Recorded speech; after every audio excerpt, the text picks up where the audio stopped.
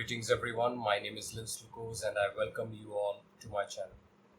For this session we will be working on to a story and the name of the story is The Adventure of the Mason.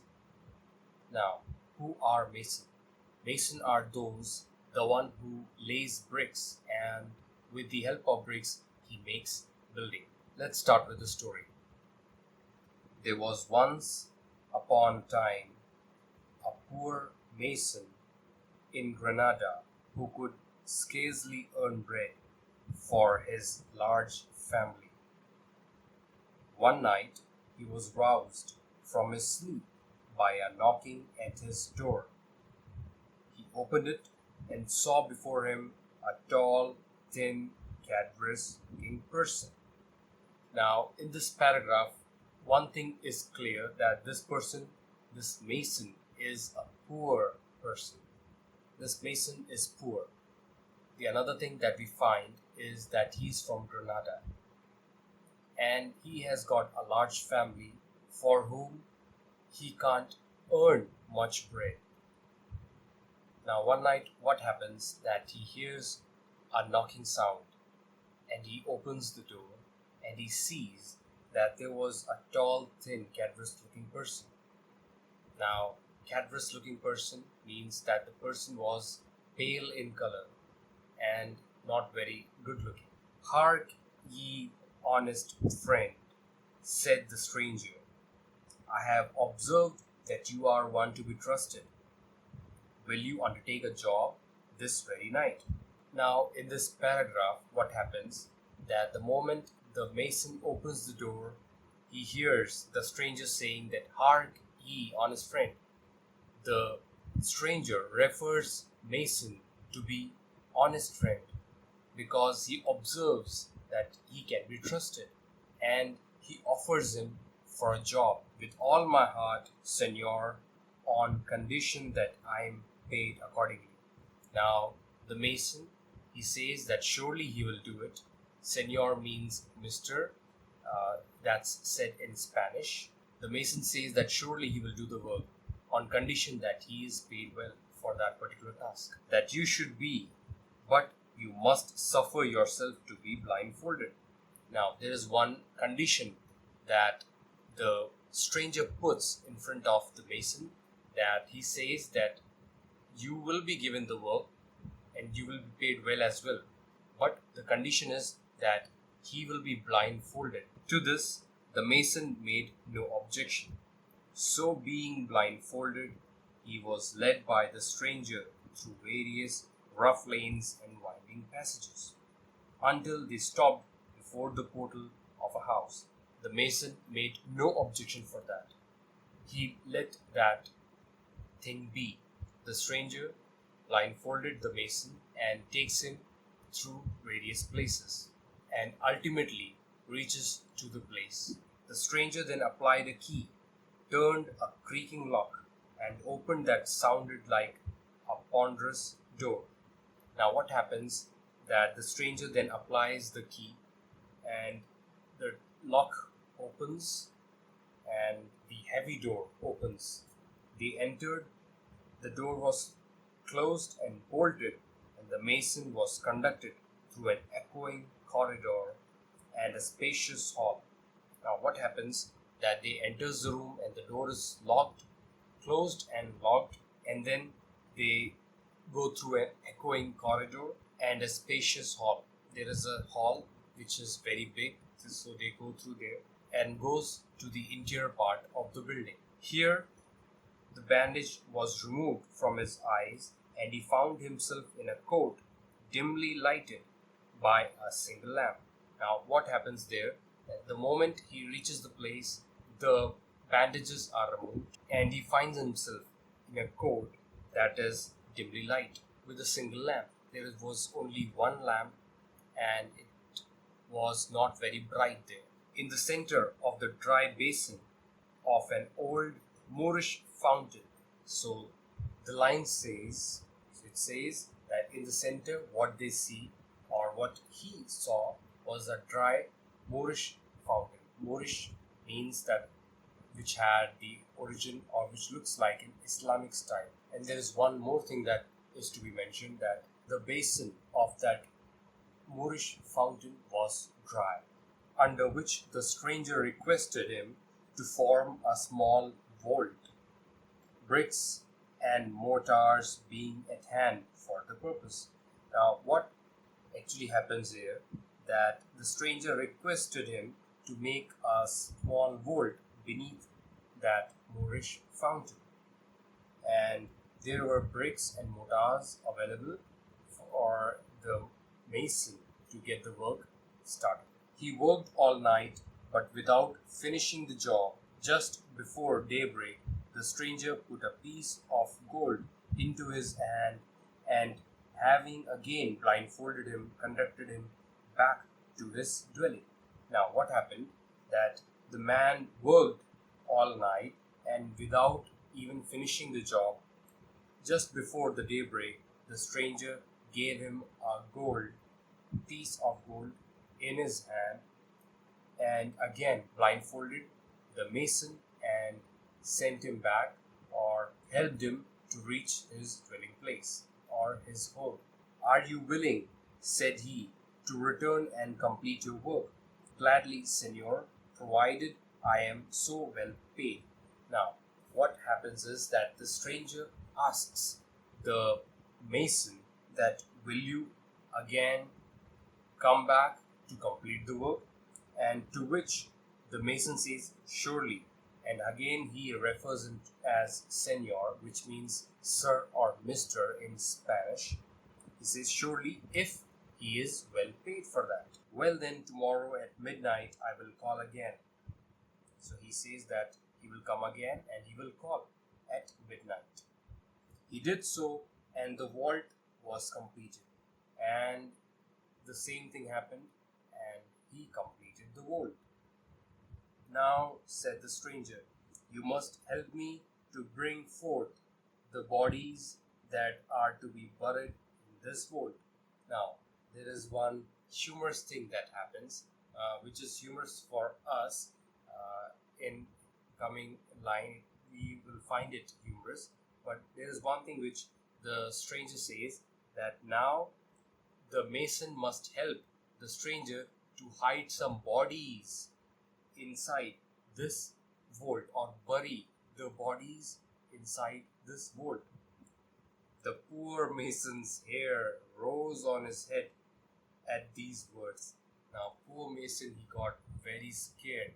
What is this happening? He thought. However, he followed the stranger with trembling steps into a retired chamber of the mansion, expecting to see some ghastly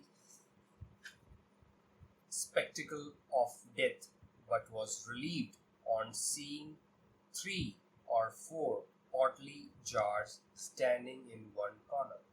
Now, just by listening to those words, the mason got very much scared. Anyhow, he followed the stranger and he came to a chamber, expecting to see something very nasty or ghastly, very scary. But he was relieved when he saw 2 or 3 uh, portly jars he saw, which means that he saw 2 or 3 small pots or jars, 2 or 3 small jars in one corner standing. They were evidently full of money, and it was very clear that they were full of money. And it was with great labor that he and the stranger carried them to their tomb. Now, what happens? That the stranger and the mason, they both work together and bury them to their tomb, or that particular vault. The vault was then closed, the pavement replaced, and all traces of the work were erased. Now, what happens is that vault was closed, that particular chain, the vault which the mason made, which is now closed, is closed now. The pavement was replaced, the pavement was there, that is also replaced. Now, what is pavement? Pavement is a hard surface that's covered in concrete or asphalt. uh, which is like a road or a place to move on, a path that is pavement. So now what happens here is that the pavement is replaced and all traces of work is removed. That the signs, they just try to clean that area so that no one will think or no one even will suspect that something happened here. So they removed all traces of work. The mason was again blindfolded and led forth by a route different from that which he had come.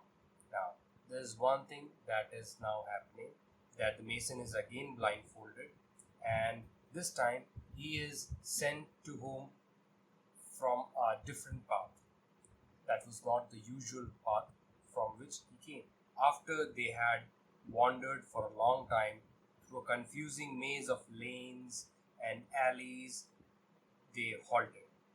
Now, after a few moments, after a long journey of confusing lanes and many ups and downs and the lanes and alleys, they halted at one place.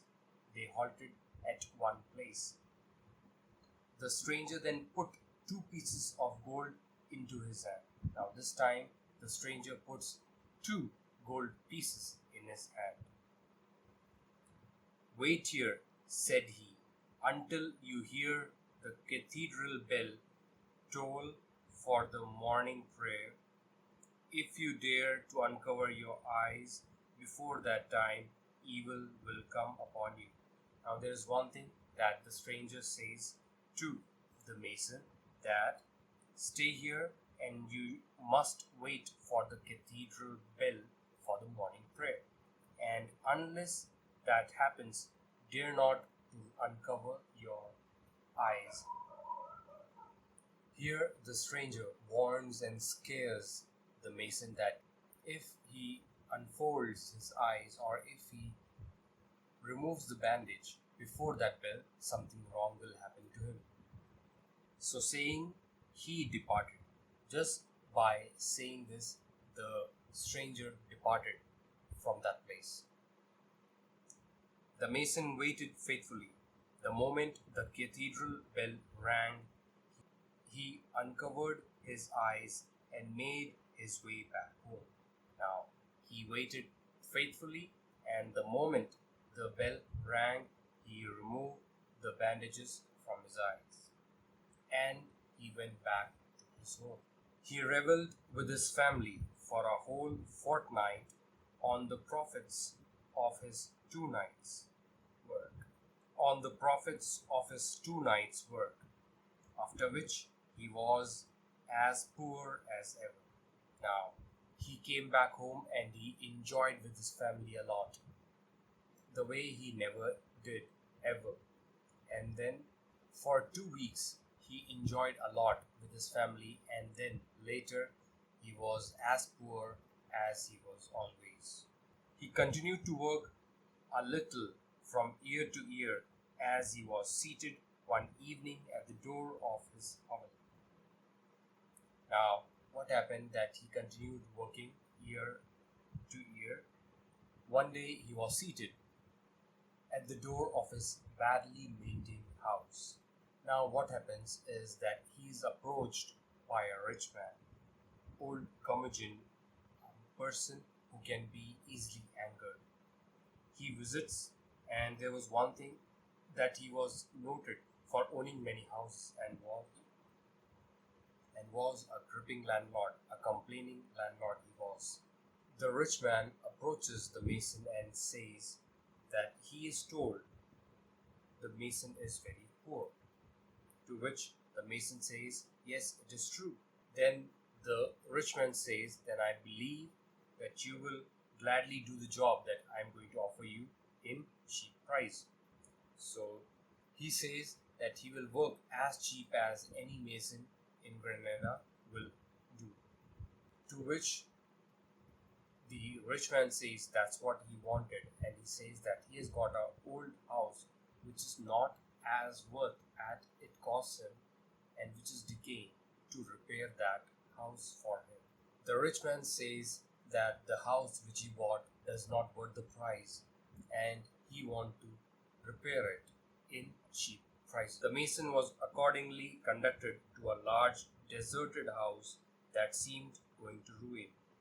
Now the mason is conducted to the place, he is taken to the place, and which he sees that the house was deserted and it was about to fall. He entered an inner court where his eyes was caught by an old Moorish fountain. Now he walked through the house, he went in and he walked through the halls and corridors, and then he recognized the old Moorish fountain. He paused for a moment for a dreaming collection of the place came over him. He paused for a moment for a dreaming recollection of the place came over him. Now, he just waited for a moment and he just remembered something very much familiar. Pray, said he who occupied this house formerly. He asked the rich man that who was the owner of this house before. A pest upon him, cried the landlord. Now the landlord says that let pests be on him. He cursed the owner. It was an old miser who cared for nobody but himself. He says that it was owned by a old miser who was very selfish and who cared about no one but only himself. He was said to be immensely rich. It was said that he was very rich. He had no relations. He died suddenly, but nothing could be found except a few gold coins in a leather purse. And he says that he was immensely rich, he had no relatives, and he died suddenly, and what he left was a purse with few gold coins. The worst luck has fallen on him, for since his death people pretend to hear the clinking of gold all night in the chamber where the old miser slept, as if he were counting over his money, and sometimes a groaning and moaning about the court. Now, what he says is that a worse luck fell on that owner and he died. And since then, the people say that they hear clinking of gold all night in the chamber where he slept, as if he is counting money, and they can hear moaning and groaning sound all night. Whether true or false, he says one thing, that this story or this story has given a bad name on his house and no tenant will remain there. Enough, said the mason with determination. Let me live in your house rent free until some better tenant present, and I will engage to put it in repair. He says enough. He says no need to say anything. He says with full determination that let him live there for free till another tenant comes there. And he says that he will repair it. The offer of the honest mason was gladly accepted. He moved with his family into the house and fulfilled all his engagements. Now, what happened is that the offer that the mason made is accepted. He lives there and he does all his work there. Little by little, he restored it to its former state. Now, slowly, he restores the full house or that full building in its original form or to its former state.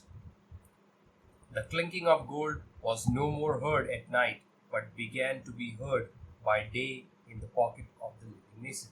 Now, there is one thing that is very much nice to hear, that the clinking of the gold is now not heard in the night, but now it is heard in the morning, which means that slowly the mason took that gold which he hid in the world with the old man.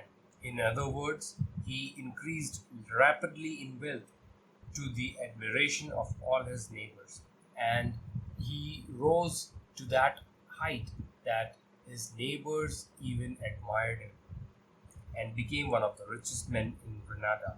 And he became the richest man in Granada, and the secret he never revealed until his deathbed, and he revealed it to his son. And that's all for today. The name of the author is Washington Irving, who lived in New York City. At the age of 19, he started writing letters to the newspaper, and the famous work of his is Rip Van Winkle.